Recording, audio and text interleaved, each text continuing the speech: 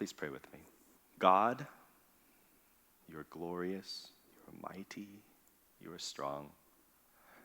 You see these things that are happening, and you are working, and we don't know exactly how, and most of the time we can't see it, but we know from our experience with you that you are there and you are here. So we ask that you be in our minds, be in our presence. May we be in yours. Amen. You watch as your last son, Helion, takes his last breath. His wife is holding his hand, and as you hold his head in your hand, you think you are now not only a widow without a husband, but a mother who is now childless. In a foreign land, you have lost everything. 10 years ago, your husband, Elimelech, God is king, saw that the famine was growing worse in your country, so you both packed up your home in Bethlehem, the house of bread, as it is called, to go off to the country of Moab. And it's ironic, that there was no more bread in the house of bread. It was the time when the judges ruled and God's people seemed bankrupt of blessings, so you left your people, left your home, left your God behind, seeking to be filled where the grass was greener. And at least from the start it was. They actually had grass there. They weren't in drought. There was food, work, a thriving city with culture and prosperity and the blessings of the gods. Your husband found 2 lovely wives for your now 2 full-grown sons, and you approved of them, of course, not at first. But over time, you learned to love them. Orpah and Ruth were good additions to your household, helpful and thoughtful, did what you said, and most importantly, made your sons happy. Happy, that is, until they died, leaving 3 widows in a house that they could no longer afford. You didn't lose your loved ones all at once. After your spouse was gone, you had your 2 sons, and everything seemed to be so normal that you often found yourself half expecting Elimelech to come through the door carrying something from the field. You were comforted by your sons then, but when you lost Mahlon, you were shocked into reality. You could still smell him on your husband's cloak that you had given him after his passing. And then when Helion, how could this happen to you? How could all of your family, all of your dreams, all of your life wither away like this, leaving you so alone? You hear that the Lord had visited your people in Judah, and there was bread there. You do have a house there still standing, you hope, dusty by now, but it's yours. So you decide to return. There's nothing left for you in Moab anymore. Your daughters-in-law are bound to you by custom and right. Orpah and Ruth will work for you, sustain you, be your social security until you die also. You throw a blanket on the floor and begin to angrily put what little you still care about inside of it. The 2 other women watch you and then take your cue and do the same. You 3 begin down that road out of town, the small bundles on your backs toward the west. You walk until you reach a spot that you realize is the border of Moab. And there you look back and the 3 of you begin to weep. Why? Not just for leaving, but for everything. You weep for everything with no reason to stop. You are too old. You have no hope, no future. You turn to your daughters-in-law. They are lovely. They are still young. They can start again. They can start over. Go, you tell them. Go. Why would you come with me? I have nothing for you. I have no sons. I have no wealth. I have nothing but emptiness. Go live your lives. Find husbands. Have children. Find happiness. It's too late for me, but not for you. Go. Both women resist you, but eventually Orpah, seeing your sincerity, kisses you, still weeping, picks up her bundle and returns toward the city. But Ruth, she stays standing there, face in her hands. Go, you urge her. No, she replies through her fingers and tears. No, don't ask me to leave you. I won't leave you. I will leave with you. Wherever you go, I will go, and wherever you stay, I will stay. Your people will be my people, and your God will be my God. Wherever you die, I will die, and there I will be buried. May the Lord do this to me, and more so, if even death separates me from you. She is as stubborn as you are. So you both pick up your things and continue down the road back to Bethlehem. You walk in silence. There are many things that you could tell Ruth about this city that you're going to, its history, its culture, what she should expect.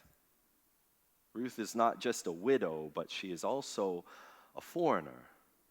She will be rejected by society. She will be an outcast. She won't be accepted among your people, even if you will be. You could tell her these things, but there is this sacredness in tears. Tears speak volume. This silence is necessary. And knowing Ruth, it's okay with her not knowing. As you near the gate, you remember leaving a decade ago. You hear familiar voices, now through wrinkled faces, exclaiming and whispering, some approaching and others staring from afar away. They see you are alone, no husband, no sons, no wealth or blessings, crawling back empty. Some weep in the corner, and some try to cheer you up. Is this Naomi? Is this my pleasantness? They say in tones full of condolence and pity, trying to distract you, trying to fix you, trying to make things less intense than it really is, saying these things not for you, but for them, because they can't take it. But you have no choice but to take it, to live it, to be it. No, don't call me Naomi. Do not call me pleasant. Call me Mara. Name me bitter, for the Lord's hand has gone out against me. That life, my life, is over. No matter where you go, you're empty. No matter what you grasp for, your hand is empty still. You have reached for God's hand, but it stretches out empty if it is there at all. Your life is nothing but emptiness, bitterness, but full of scorn, the scorn of God. God has testified against you. There must have been a trial somewhere out there in the universe. God must have seen all the bad choices, all the sins you thought were forgotten. The hand of the Lord certainly has reached out to you, but not in comfort. And you enter your empty house. You cannot even call it a home. Ruth begins right away by gathering some branches and clearing the floor. You don't have your husband or sons to make you happy, but at least now you have someone to cry with.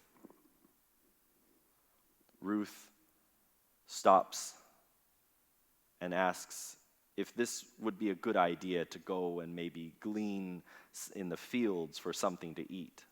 And you say, go, I don't care what you do, it doesn't matter. We're helpless, we're hopeless. And as she leaves, you think, Is this what you've come back to? Is this what you've come back for? To still be empty? To have to beg? Will your hands never be full again? You have nothing left for God to take. Later that day, Ruth returned when it was almost dark, carrying a very large sack, almost too big for her to carry. She plops it on the floor just inside the door, then reaches into her garment and pulls out a scrap of cloth with a sweaty smile, and she says, "And here is some dinner for you, Mother." "Where did you glean today?" you ask. "Where did you work? May God bless the man who paid attention to you." Ruth then explained the whole story to you from the beginning, how she found a field and asked if she could pick up some stray gleanings there, how a man later in the day came up to her to tell her good things about you and your family, and how she was asked to keep working only in that field with special privilege and protection. "Yes," you say when you can finally find your breath. "Yes, only work in that field. Who is this man?" "In him is strength, Boaz," she replies. "May he be blessed by the Lord, whose kindness has not forsaken the living or the dead. This man is a close relative of ours, one of our redeemers." And then Ruth paused for a minute, and you saw her thinking, and she said, "You know, he also said to me, 'Keep close until I finish the harvest.'"